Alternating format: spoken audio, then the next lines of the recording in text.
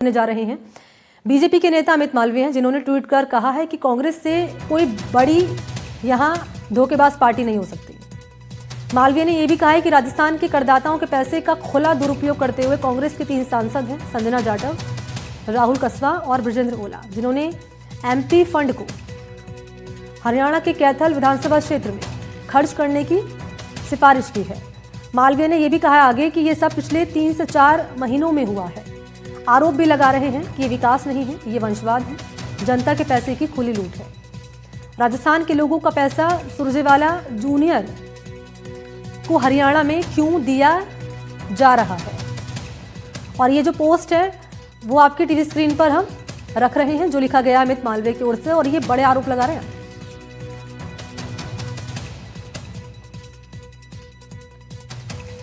तो क्या लिख रहे हैं अमित मालवीय, एक बार फिर से मैं आपके सामने रख रही हूं जानकारी। कांग्रेस से बड़ी कोई धोखेबाज पार्टी नहीं है। मालवीय ने यह भी कहा कि राजस्थान के करदाताओं के पैसे का खुला दुरुपयोग हो रहा है।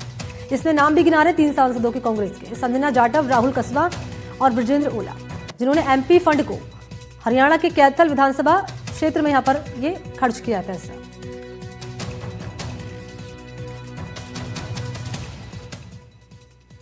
और अब आपके समझने के लिए, आपको समझाने के लिए हमने कुछ ग्राफिक्स तैयार किए हैं कि आखिर पूरे मामले को लेकर ये मामला क्या है, आरोप क्या लगा रहे हैं बीजेपी के नेता अमित मालवीय।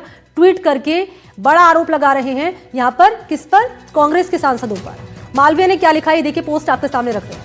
लिख रहे हैं कि राजस्थान के करदाताओं के पैसे का खुला दुरुपयोग करते हुए कांग्रेस के 3 सांसद हैं, संजना जाटव, राहुल कसवा और बृजेंद्र ओला, जिन्होंने एमपी फंड को हरियाणा के कैथल विधानसभा क्षेत्र में खर्च करने की सिफारिश की। ये देखिए, पूरा ग्राफिक्स आपके सामने रख रहे हैं, ये पोस्ट किया गया उनकी ओर से। वो लिख रहे हैं कि ये सब पिछले 3 से 4 महीने में हुआ है। वो आरोप भी लगा रहे हैं, और आरोप को छोटा मोटा आरोप नहीं है। ये लिख रहे हैं कि ये विकास नहीं है, ये वंशवाद और जनता के पैसों की खुली लूट है। राजस्थान के लोगों का पैसा सुरजेवाला जूनियर को हरियाणा में क्यों दिया जा रहा है, ये भी बड़ा एलिगेशन इनकी ओर से लगाया गया है। पिछले 3 से 4 महीनों में ये सब हो रहा है कि विकास की नहीं, वंशवाद की, जनता के पैसे की खुली लूट है, लिख रहे हैं अमित मालवीय। ये इनका पोस्ट है जो सोशल मीडिया प्लेटफॉर्म एक्स पर किया गया है। और आगे अब देखिए, इस पर बयान क्या दे रहे हैं। यहाँ पर नेता हैं, गृह राज्य मंत्री हैं जवाहर सिंह बेढ़ा। वो लिख रहे हैं कि कांग्रेस के 3 सांसद संजना जाटव, राहुल कसवा और बृजेंद्र ओला केंद्रीय नेतृत्व के खास नेताओं की खुशामद करने के लिए जनप्रतिनिधियों के कर्तव्यों की मर्यादाएं तार-तार कर रहे हैं। वो नियमों को ताक पर रख रहे हैं। MPLADS की निधि का पैसा कांग्रेस राज्यसभा सांसद और पार्टी महासचिव रणदीप सिंह सुरजेवाला के बेटे हैं आदित्य सिंह सुरजेवाला, जिनके कैथल विधानसभा में खर्च हो रहा है। और राजस्थान के हिस्से का पैसा इन 3 सांसद, जिनका नाम आपको मैंने बताया अभी, राजनीतिक भविष्य को सुरक्षित करने पर हरियाणा में खर्च हो रहा है। और इस पूरे मामले पर अब बयान भी सामने आया कांग्रेस नेताओं की ओर से। इसमें टीकाराम जूली हैं, नेता प्रतिपक्ष हैं, स्वर्णिम चतुर्वेदी कांग्रेस पार्टी के नेता हैं। क्या कहना है, जरा सुन लेते हैं। राज्यसभा में नियम है कि पर्टिकुलर एक हिस्सा देश के किसी भी हिस्से के अंदर वो खर्च कर सकते हैं, तो ऐसा तो कोई पहली बार तो हुआ नहीं है।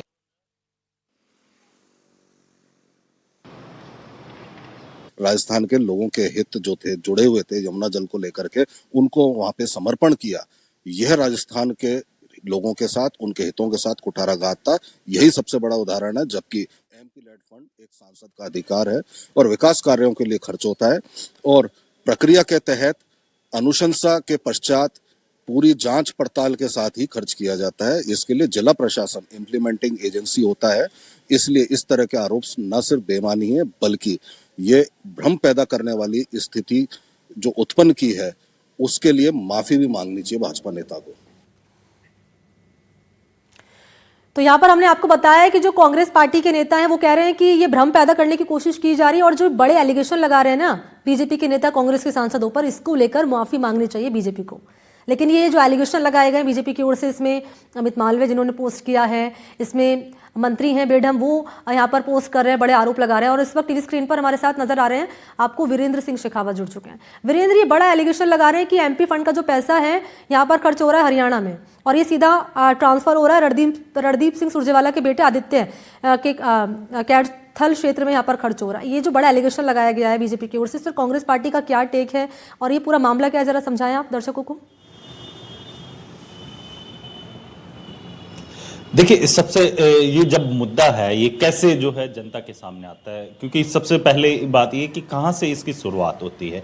वहीं पर अगर मैं बात करूँ, यहाँ पर आप देखिए कि जो बीजेपी के ही नेता हैं अमित मालवीय, उनके द्वारा सोशल मीडिया के ऊपर एक पोस्ट की जाती है और उस पोस्ट के अंदर जो है साफ तौर पे ये चीज़ बताई जाती है कि राजस्थान के अंदर जो है, जो राजस्थान के जो सांसद हैं उनके द्वारा किस तरीके से जो है हरियाणा के कैथल में जो उनका बजट होता है उस बजट को जो है खर्च किया जा रहा है। इसके बाद जैसे ही उनका ट्वीट सामने आता है उसके बाद जो है राजस्थान के राजनीतिक गलियारों के अंदर काफी चर्चा होती है और उसको लेकर भी जो है कई जो कह सकते हैं सोशल मीडिया पे पोस्ट भी होती है।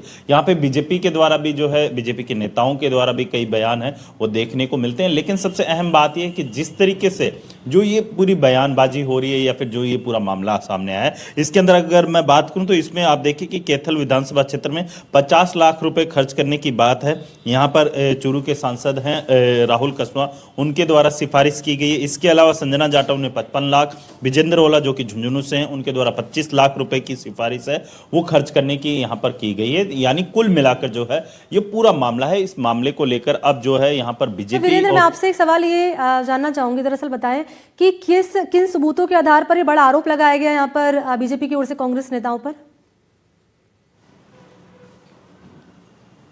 देखिए जो उनके द्वारा जो है एक एक्सेल सीट है वो सोशल मीडिया के ऊपर पोस्ट की गई और एक्सेल सीट के अंदर बाकायदा दिखाया गया है कि जो एमपी लैंड जो फंड होता है उनको उसको किस तरीके से जो है उनके द्वारा जो रणदीप सुरजेवाला है उनके बेटे के जो कैथल विधानसभा क्षेत्र है वहां पर जो है खर्च किया जा रहा है और इसकी सिफारिश है। इसको लेकर जब हमारी बात टीकाराम जूली से हुई तो उन्होंने साफ तौर पर कहा कि सबसे अहम बात यह है कि केंद्र के अंदर बीजेपी की सरकार, हरियाणा में बीजेपी की सरकार, क्यों नहीं जो है जो लेटर जो उनके पास भेजे गए थे या फिर सिफारिश जो भेजी गई थी उसको चेक किया गया। चेक करने की जिम्मेदारी वहां के अधिकारियों की है, क्योंकि उनकी सरकार होने के बावजूद भी जो है इस तरीके का अगर मामला सामने आता है तो उसके अंदर कहीं ना कहीं उन अधिकारियों की भी लापरवाही बताई है कांग्रेस के जो कह सकते हैं नेता प्रतिपक्ष ने। और साथ ही जो है वहां के जो कह सकते हैं कि जो नेता हैं उनके भी जो कह सकते हैं कि यहाँ पर जो लापरवाही है वो टीकाराम जूली के द्वारा बताई गई है। तो यानी तो कुल मिलाकर ये आरोप लगाया जा रहा है बीजेपी की ओर से है। पुलिस को देखकर माफियाओं में हड़कंप मच गया। मामला है डीग के पहाड़ी क्षेत्र का। तो यहाँ पर बड़ी कार्रवाई, अवैध खनन के खिलाफ 7 डंपर, दूसरे वाहन जब्त हुए हैं और ये कार्रवाई हुई है डीग में। डीग के पहाड़ी क्षेत्र की ये घटना है।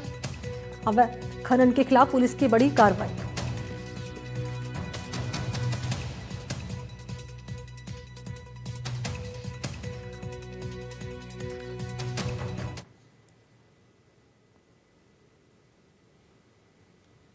और राजधानी जयपुर से बड़ी खबर आपके सामने रखने जा रहे हैं। साइबर ठगों के खिलाफ पुलिस ने बड़ा एक्शन लिया है। इस एक्शन के तहत महेश नगर इलाके में पुलिस ने मारी है रेड। मकान से 3 साइबर ठग गिरफ्तार किए हैं। नाम में दिनेश, नितिन, आर्यन।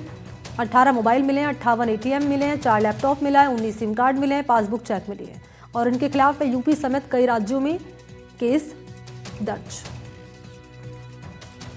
कुल अब तक इस प्रकरण में 7 लोगों को गिरफ्तार किया गया है।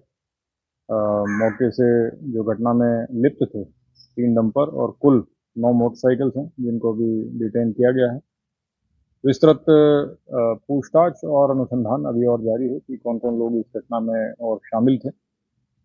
सुसंगत धाराओं में इस प्रकरण को दर्ज किया गया था और मजबूत धाराओं में ही इस प्रकरण में चालान भी प्रस्तुत किया जाएगा। तो एक बड़ी कार्रवाई जिसे अंजाम दिया गया है और अपडेट आपको इसको लेकर हम देते रहेंगे। आगे रुक कर लेते हैं अजमेर से आ रहे इस बड़ी खबर का, जहां बुजुर्ग दंपत्ति से 57 लाख की ठगी हुई है।